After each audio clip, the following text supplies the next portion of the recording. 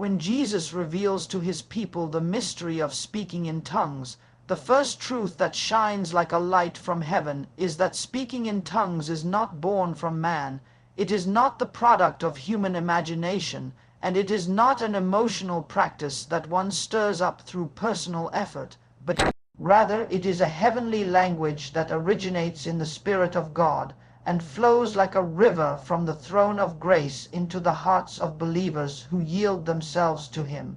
It is heaven choosing to communicate through human lips, so that the mysteries of God, which cannot be grasped by the human mind, are released into the earth, and it is the Spirit of God bypassing the limitations of natural language, natural thought, and natural reasoning, so that what he declares through you is aligned with the perfect will of God in a way that cannot be hindered or diminished by human weakness or lack of understanding. For when you speak in tongues, you are no longer bound by the barriers of vocabulary or culture or intellect, but you are caught up into the very language of heaven, the divine utterance that angels recognize, a spiritual communication that touches the throne of God directly and sets into motion things that your natural prayers could never accomplish. And this is why so many believers, when they begin to pray in tongues, sense a deep release within themselves, a freedom that words cannot describe, because their spirit is now flowing in perfect harmony with the Spirit of God, and in that flow there is no confusion, no contradiction, and no limitation, only alignment with the eternal will of God, which knows the beginning and the end, the past, the present, and the future. And the beauty of this heavenly language is that it cannot be corrupted by human motive, for when you pray in your natural tongue, you may still be influenced by fear, by desire, by doubt, or by selfishness. But when you pray in tongues, it is not your mind that leads, but the Spirit who intercedes, so that every sound, every utterance, every groaning released through you becomes the Spirit declaring mysteries, building pathways, and unlocking answers that you yourself could never have imagined. And this is why the enemy hates the gift of tongues so fiercely, because it bypasses his interference and his schemes, for he can only fight what he can understand, he can only resist what he can predict. But when you pray in tongues, you step into a realm of divine secrecy where your communication is coded by heaven itself and cannot be intercepted by darkness. So the adversary is left powerless to block or manipulate what God has set in motion through your utterance. And as this truth unfolds in your life, you begin to realize that speaking in tongues is not just a spiritual exercise. It is not just something to experience occasionally, but it is a divine weapon, a heavenly channel, and a constant flow of communion that heaven has placed in your mouth to shift atmospheres, to unlock mysteries, to align your path, and to release the will of God into your circumstances. And in this reality you come to see that tongues are not a sign of weakness, but a sign of strength. They are not a symbol of immaturity, but a seal of divine intimacy. They are not something strange to be feared, but something sacred to be embraced. And the more you allow this heavenly language to flow in you, the more you begin to experience the reality of the Spirit guiding, directing, empowering, and strengthening you in ways that words spoken in your own strength could never achieve. And in this way, tongues become the bridge between the unseen and the seen, the connection between the eternal and the temporal, the means by which God writes his will into the fabric of your days. And as you yield to this divine flow, you find yourself walking not in your own wisdom, but in his wisdom, not in your own power, but in his power, and not in your own limitation, but in his limitless strength. When Jesus revealed the mystery of tongues, he showed that this heavenly gift is not only a language of the Spirit, but also a supernatural force that builds and strengthens the inner man in a way nothing else can, because while the body may grow weary from toil and the mind may become exhausted by worry, confusion, or overthinking, the spirit within a believer has the capacity to be continually refreshed and recharged through the practice of speaking in tongues.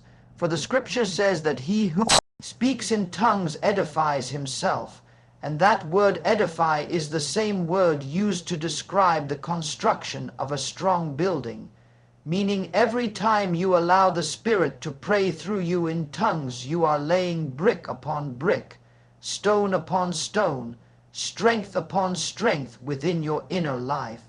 And it is in this place that weakness is turned to strength and emptiness is filled with divine supply. So just as a battery connected to a power source is recharged for effective use again, the believer who prays in tongues is constantly drawing divine strength, renewing spiritual energy, and receiving fresh life from the Spirit of God. And this explains why many who pray in tongues regularly find a strength to endure trials that others cannot comprehend. Because while others collapse under pressure, they seem to rise with resilience. While others drown in discouragement, they stand with joy. While others faint in despair, they continue with endurance, not because of their own human willpower, but because of the secret life of the Spirit being built up within them. And this strength is not noisy or boastful, but steady and unshakable. It is like the deep roots of a tree that no storm can uproot, invisible to the eye, but immovable against the wind. And when a believer develops this life in the Spirit through tongues, even when the outward circumstances look dark, the inner man remains bright. Even when the world presses heavily upon them, the Spirit within rises up stronger. And this inner strengthening is so important because the Christian life is not lived from the outside in, but from the inside out. What happens in your spirit determines the course of your life. So when your spirit is strong, you can overcome temptation, resist fear, stand against opposition, and persevere through seasons of trial. And that is why the enemy tries to keep believers silent, because he knows that when they begin to pray in tongues, they fortify themselves in a way that he cannot weaken. But when you ignore this gift, you deprive yourself of the very power that makes you unshakable. So to speak in tongues is to engage in spiritual training. It is to exercise your inner man, to expand your spiritual capacity, and to increase your ability to carry the weight of God's glory and assignment on your life. And just as an athlete cannot expect to win by sitting idle, so a believer cannot expect to overcome by remaining spiritually passive. But the moment you open your mouth and yield to the Spirit in tongues, you enter the gymnasium of the Spirit, where endurance, resilience, faith, and boldness are built brick by brick, prayer by prayer, utterance by utterance, and over time you will notice that situations which once crushed you no longer have power over you. Burdens that once felt unbearable no longer overwhelm you.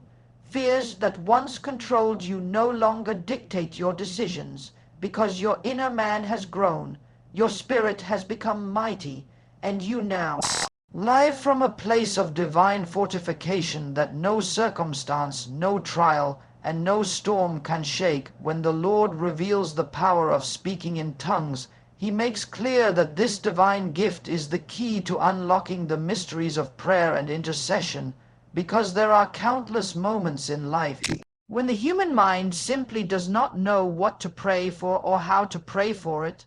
Times when the weight of situations seems too heavy for words, or when the need is so complex that no vocabulary can capture it. Yet the Spirit of God knows every detail, every unseen factor, every hidden struggle, and every future consequence. And so he intercedes through us in tongues with groanings too deep for words, bypassing the limitation of our understanding and aligning our prayers with the perfect will of God. And this is why praying in tongues is such a gift to the believer, because while the mind might be unfruitful, the Spirit is fully engaged with heaven, releasing prayers that are precise, powerful, and effective, even though the natural mind cannot grasp what is being prayed.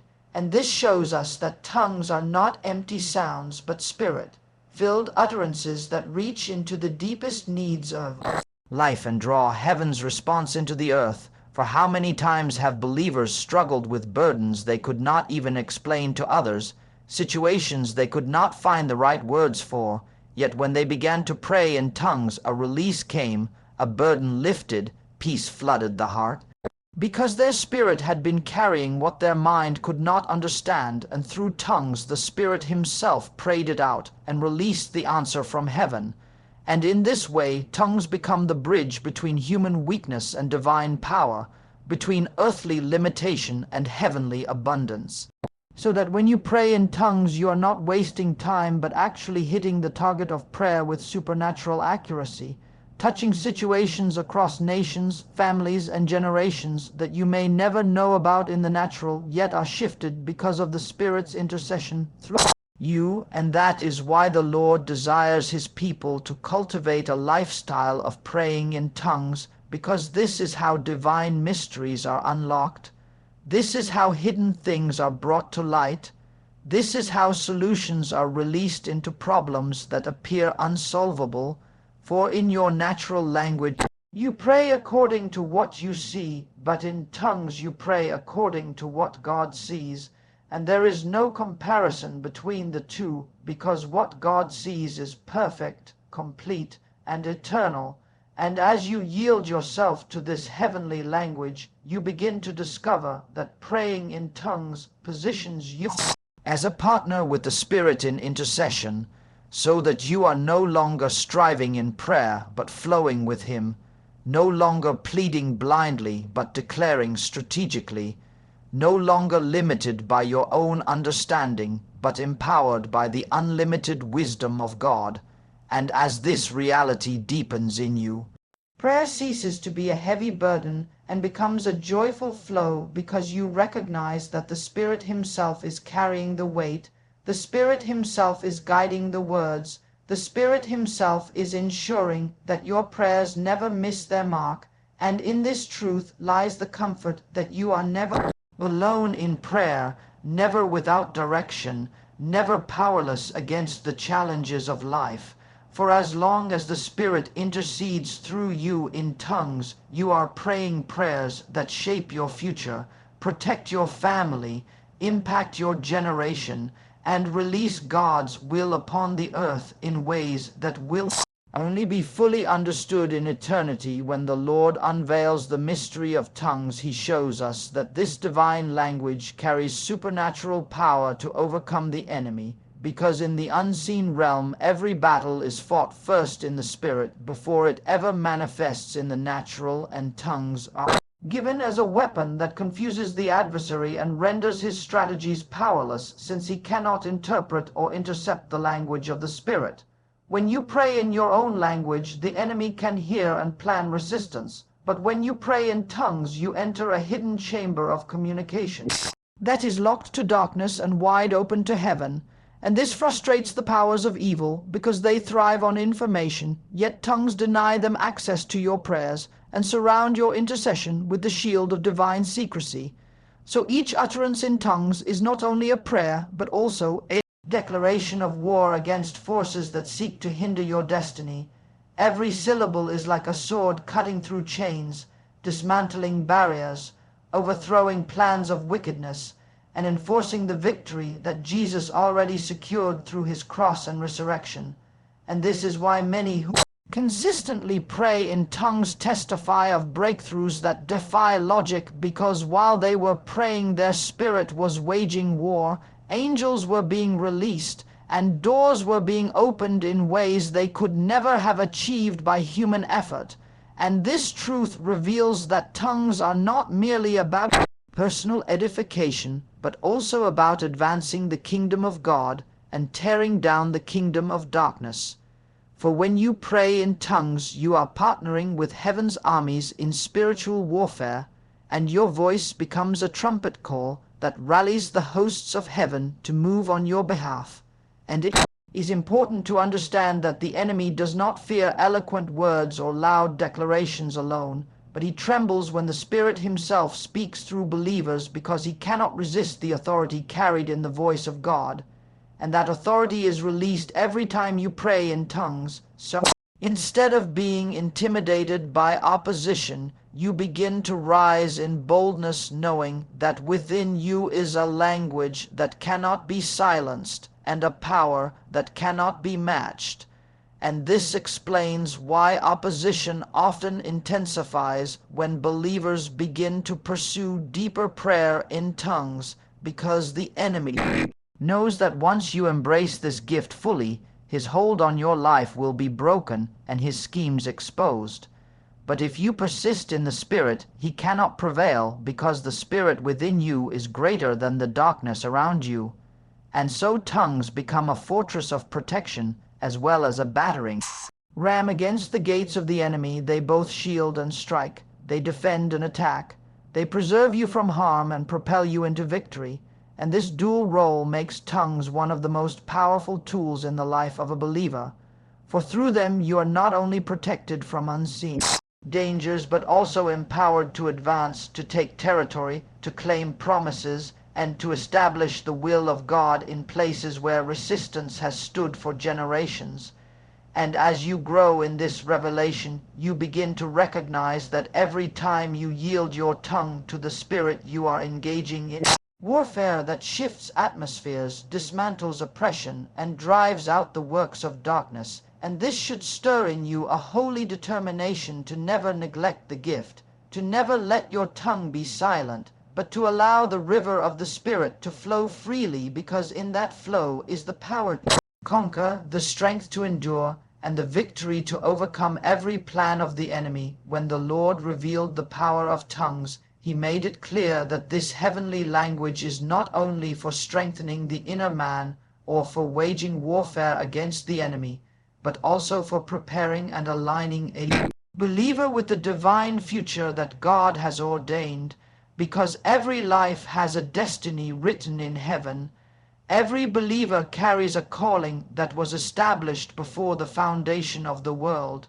Yet walking into that destiny is not something the human mind can achieve on its own, since the path of God is higher, his timing is perfect, and his ways are beyond comprehension, and so he gave tongues as a means of pulling tomorrow into today, as a way of aligning present steps with future purpose. For when you pray in tongues, you may not see what lies ahead, but the Spirit, who knows all things, begins to set things in order, to prepare doors that must open, to shut paths that would lead you astray, and to guide you into decisions that ensure you walk in the fullness of what God has planned. And this is why many who give themselves to tongues discover later that their lives are marked by divine coincidences, by supernatural alignments, by opportunities that seem to fall into place, because while they prayed not knowing with their mind, the Spirit was arranging the pieces of their destiny according to heaven's design. And this reality teaches us that tongues are not random sounds, but prophetic utterances that carve out the future. They are the Spirit's way of writing God's plan into the fabric of your daily walk, shaping your relationships, influencing your choices, and positioning you for divine encounters that move you from where you are to where you were always meant to be. And as this process unfolds, you begin to experience the peace of walking in step with God's timing, because many stumble in life not from lack of talent or opportunity, but from misalignment with God's season. They run ahead when God says wait, they hold back when God says move, but when you give yourself to tongues, the Spirit keeps you in rhythm with heaven, so that your steps are ordered, and your life becomes a testimony of perfect timing. And beyond timing, tongues also prepare you inwardly to carry the weight of your calling.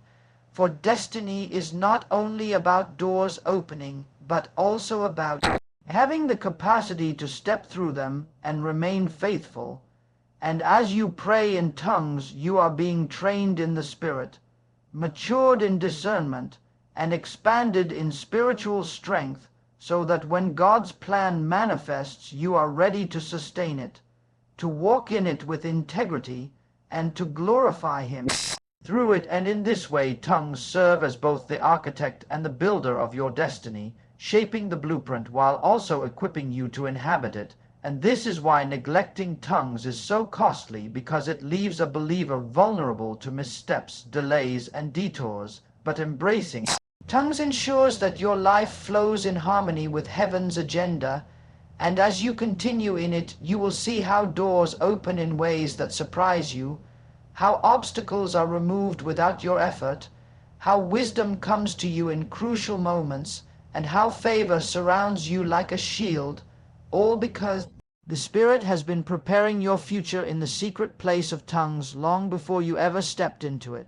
And so the gift of tongues becomes a compass pointing you toward destiny, a guide walking you through seasons, a builder constructing your path, and a voice declaring your tomorrow into your today, so that your life becomes not a series of accidents, but a divine story unfolding exactly as the Lord intended. When the Lord reveals the depth of tongues, he makes it clear that this divine language is not only about power, warfare, or destiny, but at its very heart it is about intimacy with Jesus himself, because speaking in tongues is a love language of the Spirit. It is the soul communing directly with the Savior beyond the limitations of human words. It is a deep spiritual connection where your heart is poured out and his heart is poured in, and in those moments of surrender and flow, you discover that tongues are not simply tools for victory, but pathways into relationship. For when you pray in tongues, you enter into a secret place where only you and the Lord can dwell, and in that place burdens melt away, fears dissolve, and the nearness of Jesus becomes more real than the circumstances around you. And many believers miss this treasure because they treat tongues only as a weapon or as a duty. But in truth it is a gift of intimacy, a language of love that binds the believer to Christ in fellowship that is beyond understanding. And when you yield to this gift day after day, you begin to sense the presence of the Lord in a way that is continuous and unbroken. It becomes like a river flowing within you, refreshing your soul and reminding you that you are never alone. And this intimacy produces transformation, because the more time you spend in his presence, the more you are changed into his likeness. Your thoughts begin to align with his thoughts, your desires begin to reflect his desires, and your actions begin to mirror his character. And all of this flows not from striving in the flesh, but from abiding in the Spirit. And tongues are one of the greatest avenues by which this abiding is cultivated, because when you pray in tongues you are not distracted by the limitations of your own mind. You are not caught in rehearsing your worries. You are not bound by the words you can or cannot find. Instead, you are simply surrendering and letting the Spirit lift you into communion with Jesus, and it is in that communion that peace surpasses understanding, joy overflows in the heart, and love is shed abroad in your spirit. And in this reality you realize that intimacy is the true foundation of every other blessing that flows from tongues, because without intimacy power becomes pride, warfare becomes weariness, and destiny becomes a burden. But when intimacy is present, power flows with humility, warfare flows with victory, and destiny flows with grace, so that everything in your life is anchored in love. And this is what Jesus longs for. Above all, not servants who only work for him, not soldiers who only fight for him, not children who only ask from him, but friends who walk with him in intimacy, who love him for who he is, who desire his presence more than his gifts. And tongues become the perfect expression of that friendship, because it is the Spirit praying through you, spirit to spirit, heart to heart, in a communion that no one else can interpret or interrupt. And as you live in this rhythm, you discover that intimacy with Jesus is not reserved for special moments in a church service or in a crisis, but can become your daily reality, carried with you in every step, in every place, in every season. And tongues are the secret doorway into this constant fellowship, so that whether you are in a crowded place or a quiet room, in a joyful season or a painful valley, you can commune with Jesus deeply and personally. And in this way, tongues are not simply a gift for moments of prayer, but a lifestyle of love, a continual connection that keeps you rooted in his presence and overflowing with his Spirit, until your life itself becomes a testimony of intimacy with the one who gave everything for you.